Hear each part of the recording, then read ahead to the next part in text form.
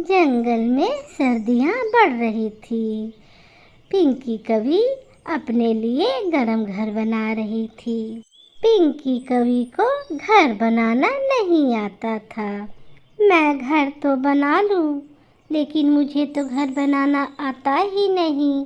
ना मेरे पास सूखी लकड़ी है, ना ही घास है, ना ही कुछ सामान है।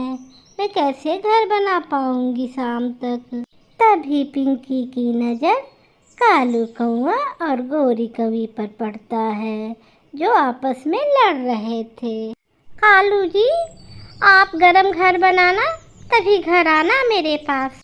हमारा घर टूट गया है, ठंड सीधे घर में घुसती है। ठंड की वजह से सारी रात मुझे नींद नहीं आई। गोरी, कौन सा दुश्मनी मुझसे निभाती हो? जब देखो तब कालू कालू, ये कर लो वो कर लो, कभी तो प्यार से बात कर लिया करो। कालू, तुम काम तो कोई करते नहीं और बोलते हो गोरी प्यार से बुला लिया करो। इतना कहकर गोरी कवि वहाँ से चली जाती है। ये काली कलूटी गोरी कवि हमेशा कुछ न कुछ कहकर मुझे डांटते ही रहती है। पता नहीं अपने आप को क्या समझती है। ये तो कालू कौआ है, लगता है इसको जाल में फंसाना पड़ेगा। यही अब मेरा घर बनाएगा। फिर पिंकी कवि कालू कौआ के पास जाती है। अरे ओ सुंदर कौए, आप बहुत सुंदर हैं। थोड़ी मेरी बात सुनेंगे क्या? हाँ हाँ सुंदर कवि, क्यों नहीं, बताइए क्या बात है। आप कालू कौआ है ना? आप बहुत सुंदर हैं। मैंने इससे पहले आप जैसा सुंदर कौआ देखा ही नहीं।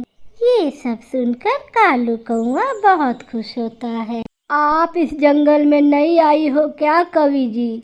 मैंने आपको पहले कभी नहीं देखा। हाँ कालू जी, इस जंगल में मैं नई आई हूँ। मेरा नाम पिंकी है। कालू जी, जंगल में बहुत ठंड है।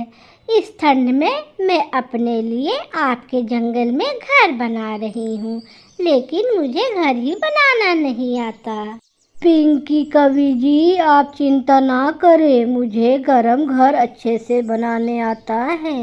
ये कहकर कालू कौआ पिंकी के लिए गरम घर बनाने में लग जाता है।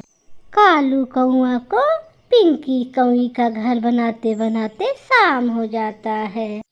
अभी तक कालू नहीं आया। शाम होने वाली है। अब मुझे थोड़ी थोड़ी चिंता हो रही है। मैं चिड़िया के पास जाती हूँ। चिड़िया बहन, तुमने मेरे कालू को देखा है क्या? शाम होने को है, अभी तक वो घर नहीं आया। नहीं गोरी बहन, मैंने तो नहीं देखा। लगता है मेरा कालू मुझसे बहुत गुस्सा है। आज मैंने उसे बहुत डांट दिया था। कोई बात नहीं गोरी बहन, चलिए हम दोनों मिलकर कालू कौवे को ढूंढते हैं। फिर चिड़िया और गोरी कवि कालू को ढूंढने निकल जाती हैं। कालू जी, आप बहुत मेहनती हैं। इतना रात हो गया, फिर भी आप मेरा घर बनाने में लगे हुए हैं। एक आपकी पत्नी गोरी है, वो तो आपकी कद्र ही नहीं करती। हाँ पिंकी जी, मैं घर के सारे काम करता हूँ। के लिए दाने और मीठे फल भी ले जाता हूँ, लेकिन वो काली कलूटी कवि मेरी कद्र ही नहीं करती। वो हमेशा मुझसे लड़ती ही रहती है। कालू जी, आप मुझे बहुत अच्छे लगते हैं। क्या आप मुझसे शादी करेंगे? जल्दी से आप इस घर को तैयार कर दीजिए, फिर हम दोनों इसी घर में रहा करेंगे। कालू कौवे के मन में तो लड्डू फूटने लगता है। वो बहुत खुश होता है। कालू, कहाँ हो तुम? कालू, मेरे सुंदर पति मिल नहीं रहे। अच्छा पिंकी, मेरी पत्नी गोरी आ गई, मैं चलता हूँ।